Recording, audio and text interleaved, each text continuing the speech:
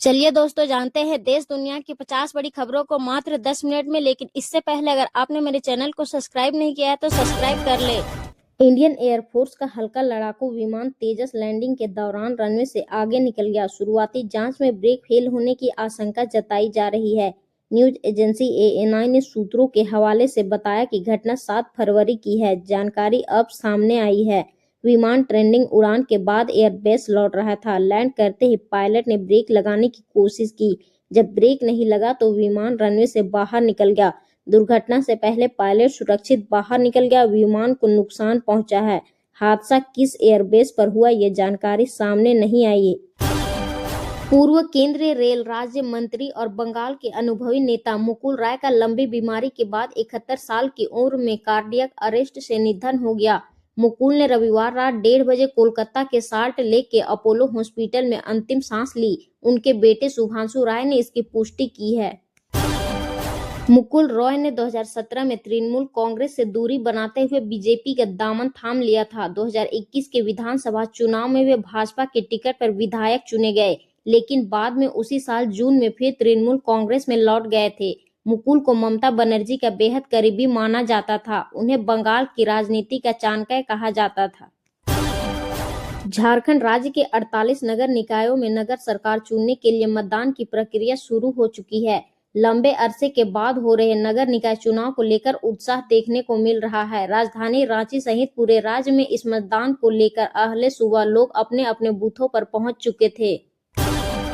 Mark polling के बाद सभी बारी बारी से मतों के प्रयोग करते नजर आए। इस बार बैलेट पेपर पर मतदान हो रहा है।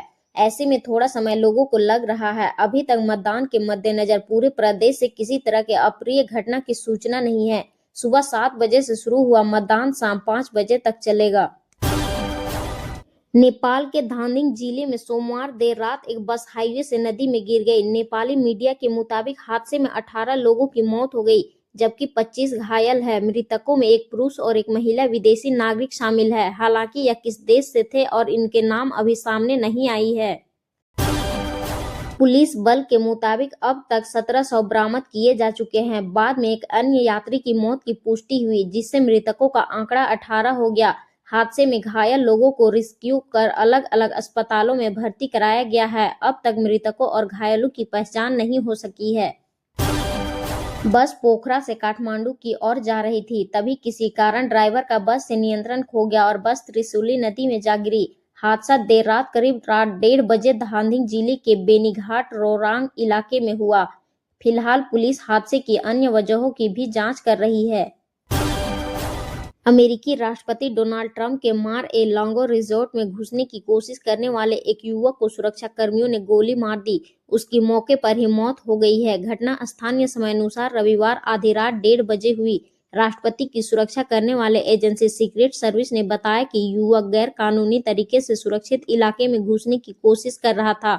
वह अपने साथ शॉटगन और फ्यूल केन लेकर आया था। मारे गए युवक की उम्र 20 साल थी। वह नॉर्थ कैरोलिना का रहने वाला था। फिलहाल उसकी पहचान अभी सार्वजनिक नहीं की गई है। मामले की जांच जारी है।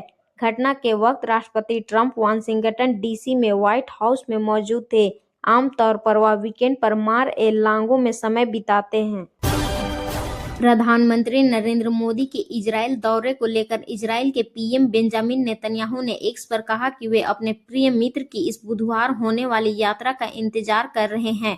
नेतन्याहू ने भारत इजरायल संबंधों को नवाचार, सुरक्षा और साझा रणनीतिक दृष्टि पर आधारित साझेदारी बताया। उन्होंने कहा कि दोनों देश के बीच सहयोग एआई सहित कई क्षेत्रों में आगे बढ़ रहा है। नेतन्याहू की पोस्ट के जवाब में मोदी ने उन्हें धन्यवाद देते हुए कहा कि वे भारत इजरायल संबंधों और द्विपक्षीय रिश्तों की विविधता पर उनसे सहमत हैं।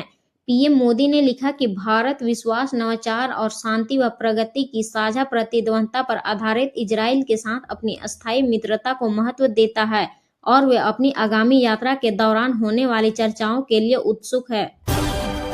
प्रधानमंत्री नरेंद्र मोदी ने पश्चिम बंगाल के नागरिकों के नाम हिंदी और बांग्ला भाषा में एक खुला पत्र लिखा है। इसमें उन्होंने सीएए का जिक्र करते हुए घुसपैठ पर लगाम, राज्य के विकास, कानून व्यवस्था और कल्याणकारी योजनाओं के मुद्दों पर अपनी बात रखी है।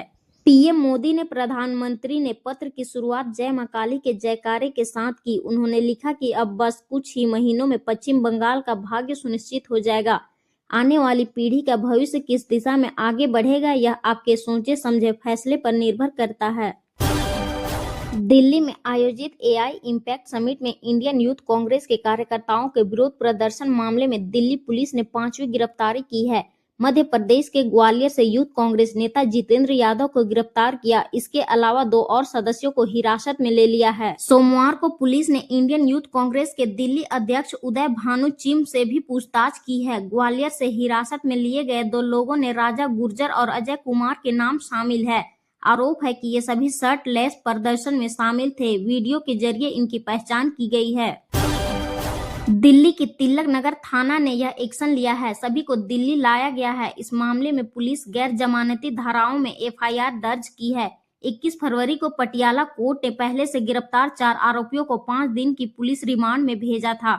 दरअसल 20 फरवरी को इंडियन यूथ कांग्रेस के 11 सदस्यों ने भारत मंडप में घुसकर एआई समिट के दौरान शर्टलेस होकर पीएम मोदी की फोटो वाली टी-शर्ट लहराई थी।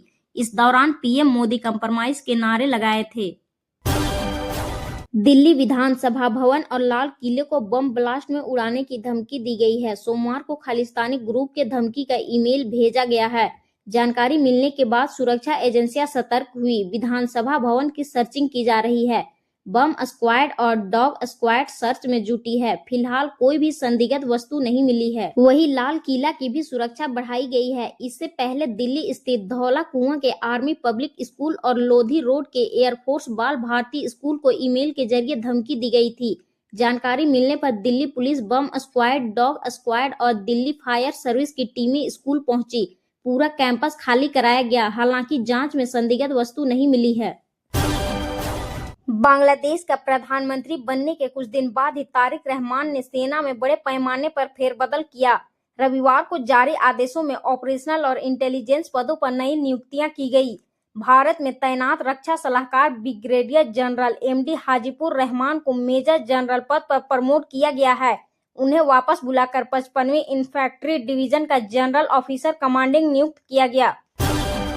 Lieutenant general Mohammad manure Rahman को सेना का चीफ ऑफ जनरल स्टाफ बनाया गया है। वे इससे पहले army training and doctrine command के प्रमुख थे। उन्होंने लेफ्टिनेंट जनरल मिजानुर रहमान शमीम की जगह ली है, जिन्हें रिटायरमेंट लीव पर भेज दिया गया था। झारखंड के 48 नगर निकायों में मतदान सोमवार की शाम 5 बजे संपन्न हो गया। लंबे अरसे के बाद हुए निकाय चुनाव को लेकर राज्य भर के मतदाताओं में उत्साह देखने को मिला। मतदान की प्रक्रिया शुरू होने से पहले ही मतदाताओं की लाइन प्रदेश के कई मतदान केंद्रों पर देखने को मिली।